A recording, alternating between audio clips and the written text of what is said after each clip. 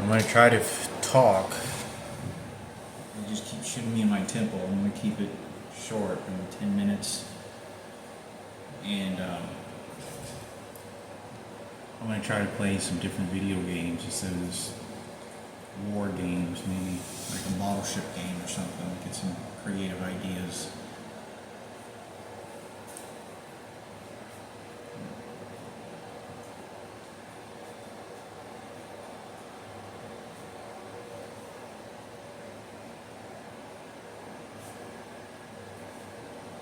But I remember my mother having a pager. It's just torturing me so bad because I feel like I can't think, and it's just painful. But my mother got a pager because Robert Senior, remember, getting a pager for Robert because he always gone and wanted to make sure he can always keep tabs on him. And my mother always, she'd call me and be watching a movie, page me, and she said she made it sure that anytime I paged her, I had to call her right away to make sure I'm okay. Just check on me. So I'd give her a call, spend a quarter to pay for it to Dollar Movies, and then give her a call, say, I'm okay, I'm just Robert, we're watching a movie. And I remember that, but it didn't get bad until I was like 16, when my mother sort of abandoned me and I started telling Robert my problems. He was like, what's wrong with your mom? Why is your mom abandoning you? Like, you're supposed to be family. And he'd worry about it. And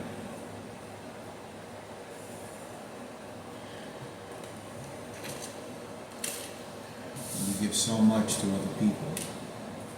So much suffering that someone does to try to give something, you just hand it out to somebody else.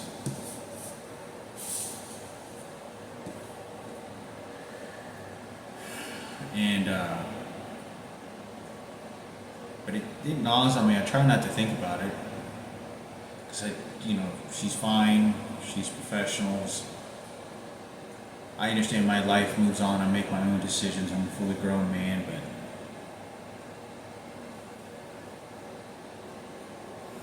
I don't know how long they were using these electronic devices. I believe they used them on my mother at least a few times. Because I remember her sitting on the couch and like somebody was forcing her to use the restroom, and it looked like she had to get up and take a shit. She goes, I gotta use the restroom, and I don't know. I think they were using them on her. And she was wondering why, like somebody was doing something to her. And this is when she was still perfectly herself. And, but it's something I always think about, it's, just whole survival. I have to start getting a bunch of friends and try to navigate because at 18 years old, I'm out of the house and don't know what's going to happen. I have to have some emotional support. Here I am letting all my friends basically run the house and inviting them all over like my friends, and then just kind of split up and gone and left. And, it's,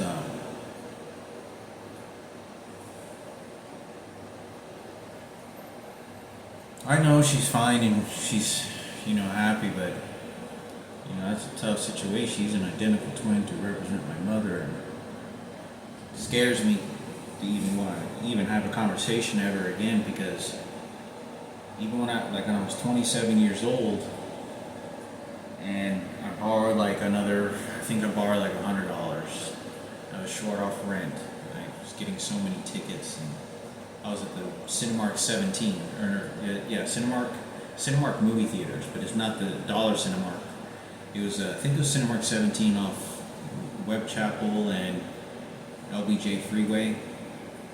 And she was driving Lucille's truck, and I didn't know it wasn't my mother, it was her twin. And I just, was just like, well, she's just with Lucille's driving this truck, I guess. It's like, I guess just her life, like the Mexican kind of culture that, how the sort of accommodations that go into relationships, and how you're getting from young to mid-age to old, and and how life is.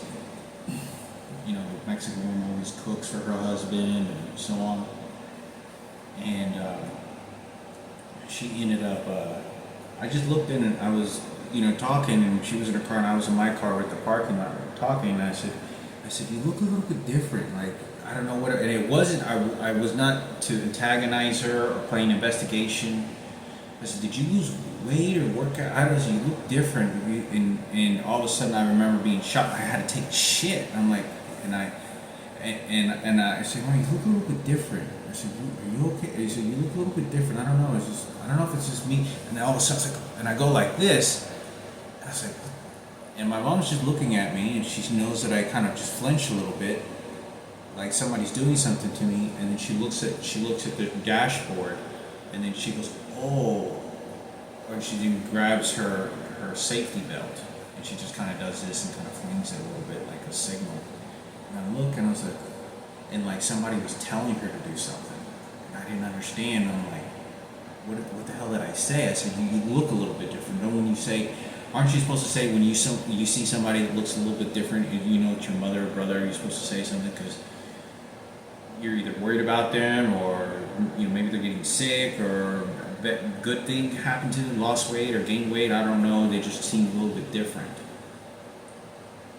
And I say something like that and somebody shoots me like that, and I'm like, and it's just when I start to get nervous, I'm like, could somebody be using an electronic device or something? Because at that time I knew GPS tracking systems and all that was all wired at that time to me, phone tapping. But as far as electronic devices, I didn't know they were making me shit. And I was so questionable that whether somebody was making my muscle tissue twitch. But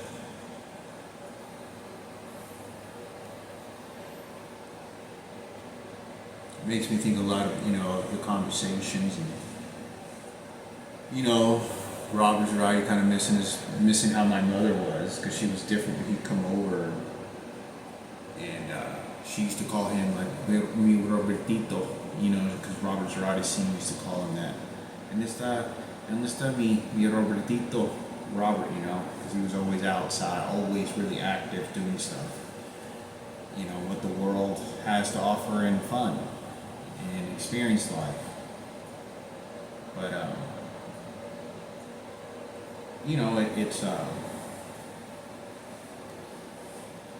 it feels traumatizing, like how it feels like my mother, like somebody killed my mother or something, and they're just justifying it. Like a poor innocent village lady and you have these people mutilating the situation. There's no Christmases, there's no Thanksgivings. I hadn't spent Thanksgiving and Christmas with my immediate family since I was 11 to 10 years old. 11 years old was the last time, and my father was drunk, and my mother wasn't very happy about that. And I think I was like 10 years old, maybe the last normal, because when I was 11 years old, that was the last time at Christmas and Thanksgiving I ever got spent. But when I was 10 and 11 years old, my dad was drunk on both those Christmases and Thanksgivings, and my mom didn't like that. But it makes me think a lot, because Robert Zarate used to sort of, maybe envy is maybe not the correct word I use to reference as well. I mean, maybe like admire, maybe that's a better word. The fact that I had a mother, and she was very caring, the way she talked to friends, sometimes they came over, and how she felt. I just don't believe it.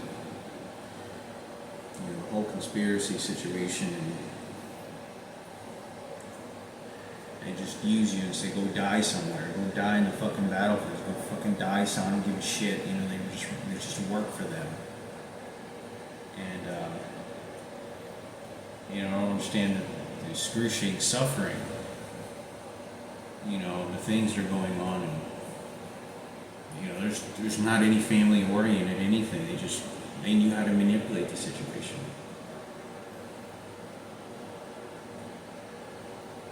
They turned everything against me when I was younger. When I was getting into arguments with my mother, and I start yelling, and I think to myself, the relationship was good, but they turned everything on me like I was just an enemy.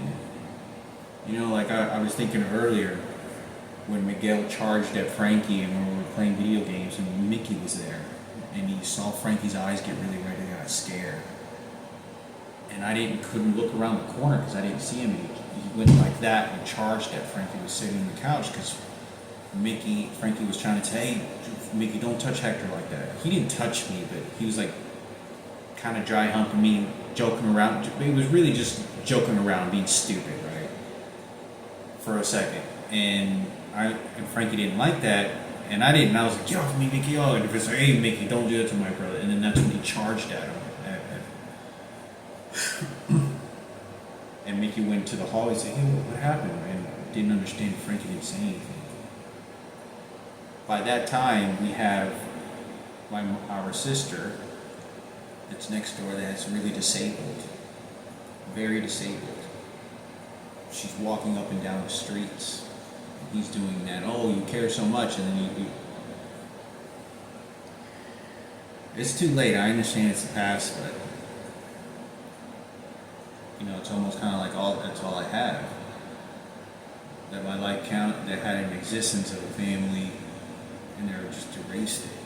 There's no celebrations of Christmas, and it's a huge sacrifice to have the simple things in life and being brutal, and those things don't even fucking matter. Life is passing by very fast, and I used to always hear this story from so many people. It just brought me the idea I wanted to talk about another thing, Frankie possibly being Indian.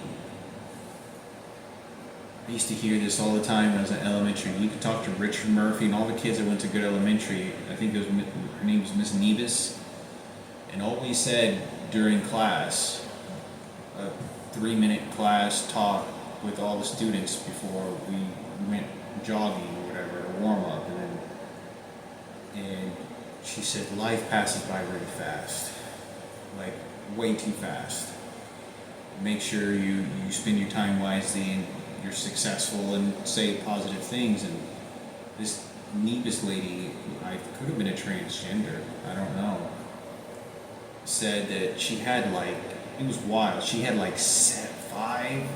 I want to say she had 4 or 5 adopted children, and they were all different ethnicities. Like a few of them were white. I don't know, one of them were black. Could have been, but I knew that she had at least 3, but I'm gonna say she had 4 or 5. They were all adopted, and one of her kids that came was 25 years old, and he was a real skinny, tall. Adopted kid from India, or he was from India culture, real skinny, tall. He was a handsome looking guy, looked very intelligent, and I'm going to say he had a master's degree or a PhD. He was a really smart, educated, he was a school person. You could tell school was, and I remember showing her saying, he goes, yeah, this is my son. He came to visit her during PE class when I saw him. And he was 6'2", 6'1", real skinny, very intelligent, very well professional dressed. And he could see he was thinking, and he said, yeah, said she was talking. He didn't do any talking, maybe said a few words yeah, my name's blah, blah, or whatever. And then she was like, yeah, he has a PhD degree or master's degree, or, it was he had from a university. He was a really smart guy. And says, my son, he's from India. He's adopted, he either adopted from India or she was adopted him, and he's from India, Middle Eastern, and he was from India. And I kind of think to myself, for some reason I get the impression, I can't remember how the conversation went, but I don't know if it was to either justify or to give Grant or something that had to do with Frankie, biological's father, maybe from India. Because if you look, I don't know, Frankie when he was very young, when he was in first grade, if you look at his pictures, his complexion, the way he looks like he's a little bit from, maybe half from India. And I have, to this day, there's not the slightest idea I could ever find out who. I mean, no, I don't know if it's ever possible that I would find out who Frankie's biological father is. You know, and how that relationship even started. I'm sure it had to have been rape, without a doubt. My mother's prostitution, and you know, but you know, I remember my mother would always talk. She'd come home from work, and there was a couple of times when she would get kind of depressed. She's, I work so hard for you guys. I'm here to give to you guys, and you know, I work so hard. And you know, my dad was calling her a bitch, and you know, and my claiming that she was always cheating on my dad. And when every time, I don't think I've ever shared this before, but every time my mother talked about her complaints, I always felt I was looking and talking to my mother, I'm prostituting myself just so that I want to give to you guys. And that's what she was saying. And I knew, I never confronted my mother directly about that, because my dad used to take me spying with my mother, because he was, you know, she was spying. Then it was like, the reason my mom had so many towels in a Dodge Intrepid and towels in the back of the Dodge Ram we had was because my mother was having sex and they want to clean up all the sex fluid. And I remember those conversations and arguments between my mom and dad, so that whenever my mother, by this time, this is already like when I'm 13, 14 years old, my mother, you know, I'm 12, 13, 14 years old. Every time my mother talked about it, I didn't know what to say, because she was choosing prostitution. And that's what I thought and believed that she was doing, because my dad was always telling me this. And he was so expressive that he described Lucio showing up there many years. My father described him very well, what he saw, we call him binoculars. And my mother, I felt bad, and I remember my mother getting emotional, like my mother was going to work, working at a job, and then she was prostituting during lunch break, or when she could, to then make a little bit of extra money for us. And so when she would cry or get emotional, which wasn't thousands of times when she did, and get emotional about the strain of work, it was more like, I'm prostituting. And I'm looking at her. When I look at her, it's like she's just saying, look, I'm prostituting. And this is what I always felt when she talked. But I didn't like the fact she was prostituting, even though she didn't say she was prostituting. She knew I was with my dad, and that what she'd come home and the arguments were about, and Frankie and all that. Even that's Frankie, even Julian. But Julian was very young. I don't know how much he can remember. And it was just like, oh, I'm prostituting myself, you know, for you guys, and I'm working at a job and I'm prostituting to give you guys. And that's what I was always getting from her. And I would always feel bad, like, why are you prostituting, Mom? Like, and I didn't say that, but it was just like, I didn't know how to say to your mother, stop whoring your pussy out for all these people. But we needed money, we needed help, let alone that I know that identical twin and all this other stuff. So that's something my mother used to say, and it was difficult, because she'd be talking about it, and I'd always be looking at her like, hey, my mother. I didn't say anything, but it was like, she's expressing herself that I don't want to be prostituting, but this is what I have to do to make life happen. And when you remember those types of things, and I don't make these conversations, and I get older, it's like, oh, I know what's going on. Being charged at, and digging in nearly trash cans, being beaten and being erased, and there's when I'm experiencing the last few Christmases with my mother and Thanksgiving, that when we're happy, there's that sense that my mother's a prostitute and going to work at Stanley Tools, and my mother always talked about her hands always hurting because she was always doing the same thing. She said she'd come home and she'd always say, Hector, I'm tired. He goes, you know how many pieces we made today? We made 14,000 pieces, or we made 21,000. She'd always say thousands. And they put like wrenches and like the tools itself, they put them together in an assembly line. She said, we made 21,000 pieces today. And it was like brutal. Like it was very hard work on your feet. And my mother talked about it a few times where there were people that showed up and they didn't last 3 days. And I remember her talking about Jeremy's mother, because there was never a white blonde woman that showed up. I didn't know she was a transgender. And my mother said something about this person. Said this lady showed up, and she started complaining, and she started saying, "I don't like it over here. I don't like it. Okay, let me go over here. Let me go where it's easier. Let me go over here where it's easier." My mother really hated that, because my mother's doing a brutal work, and you're working with all these other people, and Vietnamese people. She said, "I don't think there was any black people because it was hard work.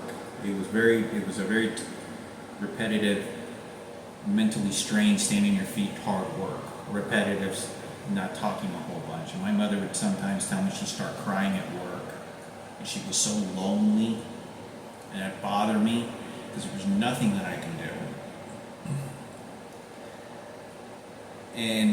But I remember her,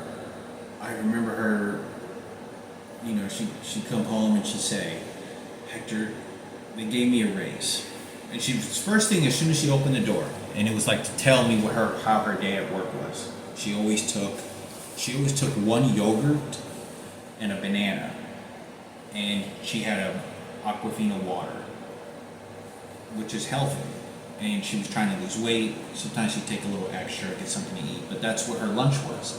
She'd take like 2 yogurts, a banana, and some water for work, to stay hydrated, to stay fueled for work. And she'd come home immediately and she goes, "Hector, you know," he goes, "they gave us a raise today. You know how much they gave us? 7 cents raise, everybody." And it was always like it was 6 cents one day, 7, it was like 10 cents. It was always less than a quarter, always. But this is back when minimum wage was like $3.50.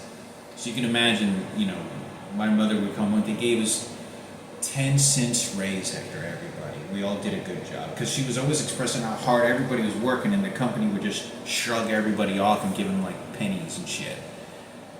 And I remember that many years ago. And, you know, she would say that, and, you know, she'd always take her feet off, because she never wore socks a lot of times. But my mother would take her shoes off, and she had, you know, these same black shoes she always had, and she'd take her shoes, and it's like,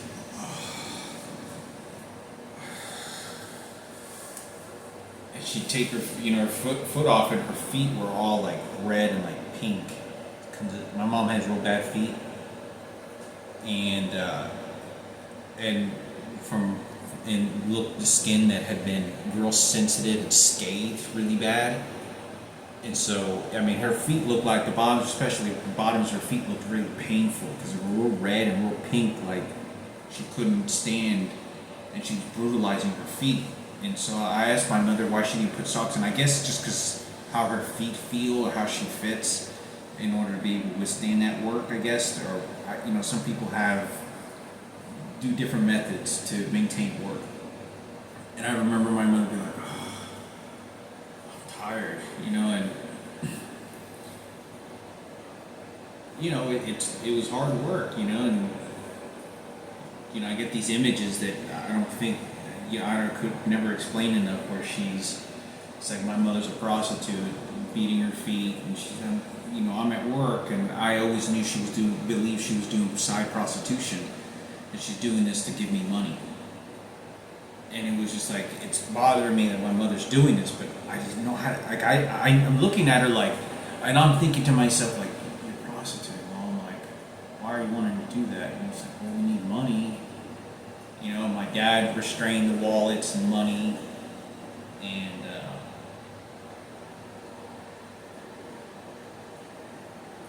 you know, ain't no Christmas and Thanksgiving.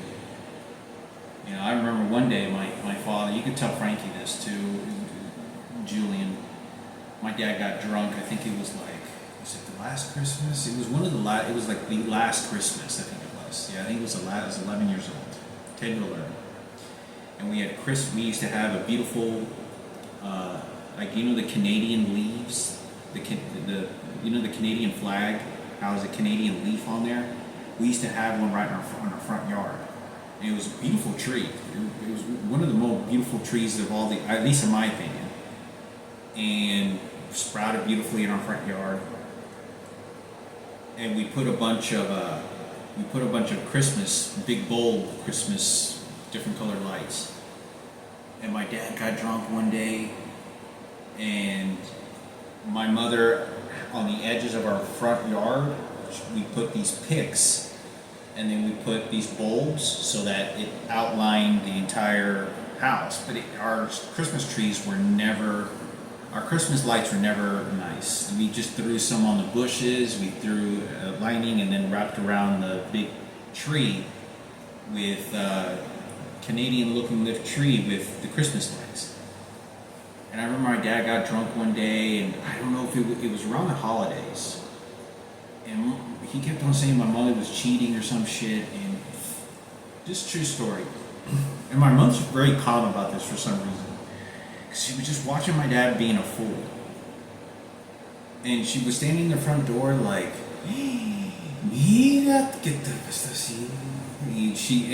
She was like this, just standing in front of the door. Not me. I was next to my mom, looking at my dad, and he was like, "Oh, you don't think I got it, huh?" And he grabs the fucking lights from the tree. He goes, "Oh, you're trying to put Christmas lights in the tree? Here."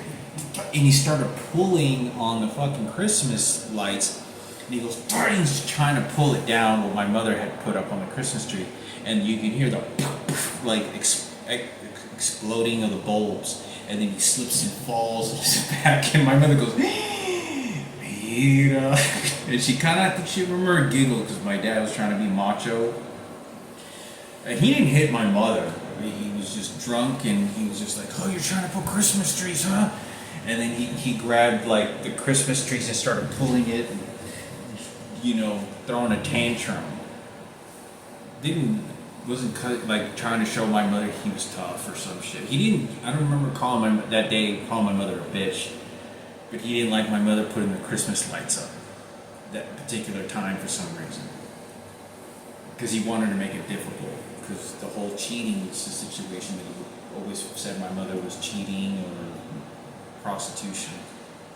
You could tell Frankie and Julian, I remember thinking when they saw this. But,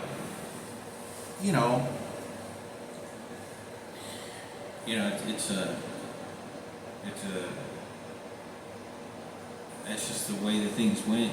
It's difficult because, time passes by and that was it. I'm 41 years old. I got a lot of gray hair, a lot. I'm gonna have a full set, a lot of gray hair in the next couple of years. If I live another couple more years, I got an unbelievable amount of gray hair in my head. I mean, if I live another 3 or 4 years, the head it's just gonna be all gray. It's like I'm growing a lot of gray hair, strings on the sides of my head as well, which I didn't before. I have already tons on top of my head.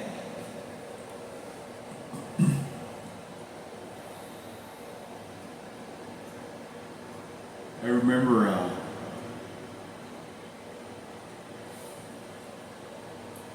it's how they just raped me and used my mother's fucking aunt's friend. They're attacking me like, they don't give a shit. They just want a heroic badge. They don't give a shit. They just want to feel like they have ownership of a detective work, or they think they're the ones that helped. It made me look like the enemy. Let me tell you something what happened when I was 18 years old. This guy named George. He was a Mexican. He spoke Spanish. He kept on disclaiming me that my father, Raymond Paloma, wasn't my father. He was just giving me pennies because we were family. We were family, but he wasn't my father. And I remember being at work, and he said, "Oh, okay, all right, thank you, Hector." And so he kept on putting this sort of character up that he was playing my old father, telling me, "Okay, thank you, Hector. All right, goodbye." And then one day we go into, I I didn't know why he was doing this. It was very confusing to me, and I started getting understanding why is he doing this? Because I don't know. He's a psychologist, and he had a degree. He was already retiring. He kept on saying that. He goes, "No, I'm retiring." He goes, "I'm 65. I got about one more year of work left, and I'm retiring." And I think it's because he knew my dad was retiring or whatever. All this, they were getting the twins together and all this other shit. And Lucio. I was 18 years old working at Cellstar, and one day I was in the break room, and he goes, and he says, we were having this conversation, I think about Egypt and the pyramids and some interesting conversation, and he was sizing me up. And I knew when I'm very young like that, I have to be very careful of the old people you talk to, because it's survival of the fittest. When you work in warehouses where people are just guttering out to try to make surviving, I was like a lost puppy, always seeking somebody to help guide me to some sort of comfort, of knowledge to move forward, like to better my life, better opportunities, the structures of life, worst parts of my life, so strained, worst. Like lost puppy is the only way I can explain that. And he was in the break room, we're talking, and he said, "Not my son." And then he got up and left. And he was talking to me. He goes, "So yeah, I got one son and a daughter." And he goes, and he made a conversation that made him say to me, he looked at me when he said, he goes, "Not my son." And then he walked out and left. And my dad is within 2 years of dying. This guy's no longer alive, you know. And I remember where he was dressed, and I worked with him for a little while. But he always played this character of someone that was trying to talk on behalf of my father, saying, or he was investigating to see how much I was betraying my father. Because nobody knew the relationships of my mother and father. Nobody knew. I was completely disregarded that there was even a family. He was just the old man in the corner. Nobody didn't have, the old man in the corner that just gave pennies out, and they're just give me as little kids. We didn't know his life character. My mother just dealt with him because she was gay. He wasn't having sex with my mother. My mother was a prostitute, and she was a wetback, uneducated, and that's just how life was for us. And it wasn't just that. There was way more to it, but it was because of all this money and all the stuff that was going on. Anyway, I thought I'd make a video. Talk now for 30 minutes. I'll talk about some other stuff.